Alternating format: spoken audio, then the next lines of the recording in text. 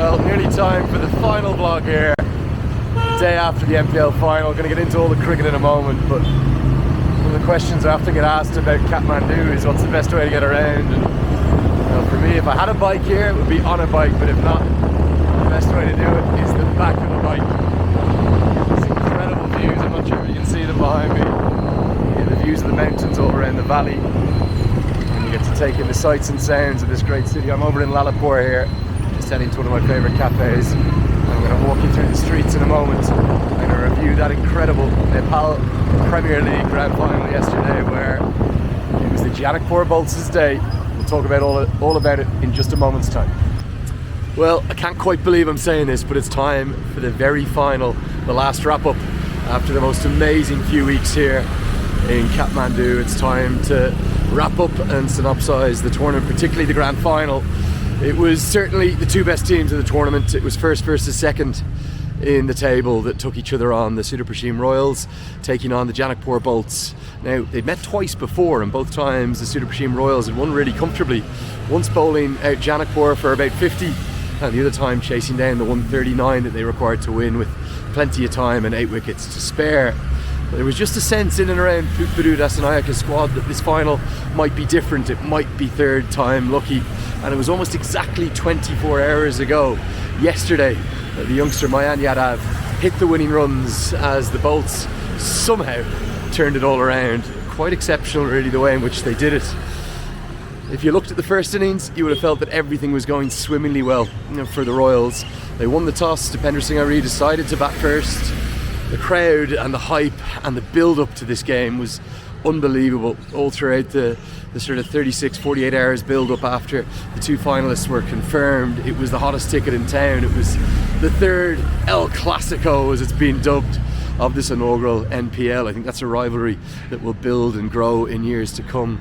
And in the battle of West v East, the side from the West got off to a flying start. Binod Bandari, again, Saif Zaib, who was later on named player of the tournament. He batted quite brilliantly, and to be honest with you, the Bolts looked like they were nowhere. I think it was 117 for none at one point, and it looked like we were certainly on for our first 200 plus total of the tournament. But then all of a sudden things started to change. When Saif Zaib and Binod Bandari fell, I think it was in consecutive overs, all of a sudden the game really started to change. Namaste! Namaste. So from there, I thought all of the batters who came in, even Brandon McMullen, who I think the world of as a cricketer, everyone just kind of panicked a little bit for the Royals. They didn't need to panic. And it was one of two occasions when the Royals panicked and just got completely carried away. Well, instead of trying to get to 200, they tried to get to 250. They were looking for big shots every single delivery, and they tailed away. It was a wonderful fight back led by the bowlers. Lalit Rajbanshi, who was later named the bowler of the tournament, winning a brand new motorbike which he was driving at one point with James Neesham around the outfield. So it was the first of two times that I thought the Royals panicked throughout the day. Instead of just looking for maybe 200 or 210, which may well have been a winning score, they looked for 250, 260. They looked for big shots again and again and again. And from there, they only scrapped up to 184. It was a wonderful fight back. 3 wickets apiece for Kishore Mahado, who ended the tournament with 13 wickets, and 3 for Mohammed Mohsin, who also had a wonderful tournament. The leg spinner, who I think we will surely see, namaste, we will surely see in the colours of USA in years to come. So they were the two stars, but actually the real star was Lalit Rajbanshi. Shortly afterwards named the bowler of the tournament, and rightly so. 17 wickets for him, with I think the third best economy rate in the entire tournament. He bowled 4 overs, 1 for 15, and again showed up when the going got tough in a really difficult scenario on a very, very good batting surface. Certainly one of the big heroes of the tournament, that curation team, who did an amazing job for those 32 matches held at the TU, every single game there. Just walking around one of my favourite parts of the city here as we speak. You're going to get a lovely view in the background. Actually, I'm going to flip this camera around. Have a look at this. We'll just come away from the cricket for a moment. That is beautiful over there, isn't it? As the sun is just starting to set here. I'm over in the Lalipur side of the city, a place I love walking around.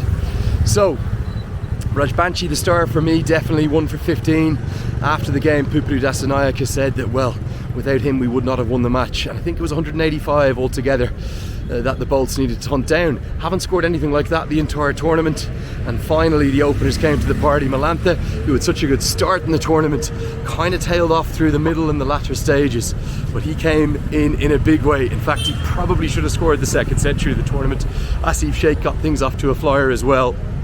And this was the second time that the Royals panicked. They went along the lines of the matchups again. They basically refused to bowl their left arm spinners at all. Harmeet Singh was wicketless with none for 32. Isham Pandey was given the ball. He did get 1 wicket, but he was expensive. So too was Scott Kuggeleijn, really for the first time in the tournament. And Naran Soud, who had a 5-wicket haul early in the tournament, the young left arm spinner, did not bowl until the 20th and final over. The occasion, I think it got to the Royals a little bit. The crowd was unforgettable. It really felt a little bit like March 16th last year, or May 1st or May 2nd. Just unbelievable how many people were in and around the TU International Cricket Ground. So from there, the chase was on, and once those openers got going, Asif Sheikh finally got some runs. I think he made 33 off 19, something like that. And despite a late wobble, there's always a late wobble in cricket in Nepal, they cruised home pretty comfortably, to be honest. They got there with the minimum of fuss to spark jubilant scenes. Jimmy Neesham wasn't even needed. His only failure really of late, he was named the most powerful hitter of the tournament, the highest strike rate, up in and around 200. But Dipender Singh Ari it was who rightly drove away with the car for being the best Nepali player of the tournament. His strike rate over 160, 7 run-outs, 3 catches, over 200 runs. He had a brilliant tournament, and despite him not really turning up in the final, I thought he was the worthy winner of that grand prize. Saif Zaid was named the player of the tournament, like I said. We also saw awards for Neesham and for the youngster. A story and a name to remember. That's Bipin Sharma, 16 years of age. What a tournament for him. Unbelievable, really. 16 years old, found through the talent hunt, and he is one to watch for the future. Spoke to him after the tournament and he was so excited. Couldn't quite believe what he'd seen. So really, that's going to wrap it up for me. You see here, this is over in Lalipur. Nice little fountain there behind me. I want to thank everyone so much. The final star of the tournament, really, it's been you. The fans have made it. They've made it what it's been. It's been an emotional roller coaster 3 weeks. It's been so much fun. 32 games across just 22 days. I don't quite know how to thank everyone for all the support, the messages and the love I've received over the last little while. I've loved every second of being here. Big shout out to all the other commentators, HD Ackerman, Darren Goff, Shriram Sridharan, Manali Patel and Mikhail Vaswani. Loved working with them. I thought the production team did the most incredible job, and look, to be honest, I'm a bit overwhelmed still.